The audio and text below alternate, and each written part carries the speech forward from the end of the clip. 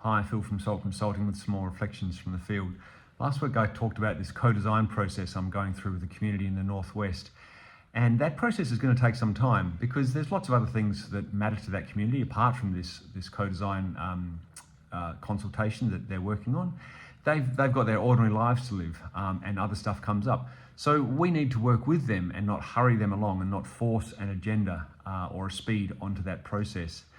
So it made me think about how the timeframes that we use in communities are often driven by us as outsiders, as project managers, and driven according to our timeframes and our priorities, and also the pressure that's behind us from donors and stakeholders and so on.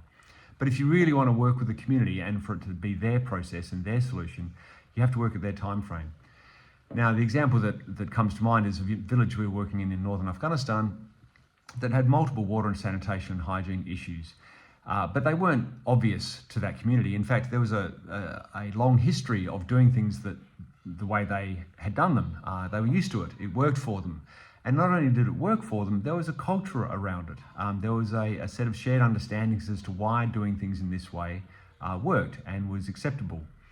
So we couldn't just come in with infrastructure and resources and say, hey, we can help you change, because whilst that would have worked at a kind of project level, it would not have worked at a community ownership level. And the evidence for that sort of approach failing is just all over the world. It's legion. You can go to any places and see where infrastructure and resources have been brought in, but there hasn't been any community cultural change. So we worked slowly to help them see options and understand new ways of doing things, and it took months, literally.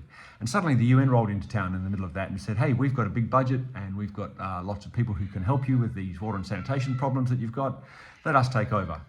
And we had to act very quickly to sort of shut that process down and say, look, it's okay, the way we're doing things is working. And then we had to do a whole lot of repair work with the community to help rebuild motivation around their own actual agenda, not someone else's agenda.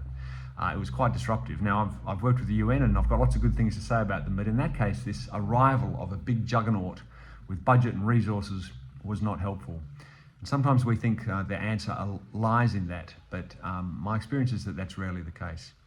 So my learning from that was, in complex settings, it's rarely the case that there is a singular way forward or a simple way forward or a quick way forward. It's more likely to be long and complex and multifaceted, and it's also not likely to be cheap. Thanks.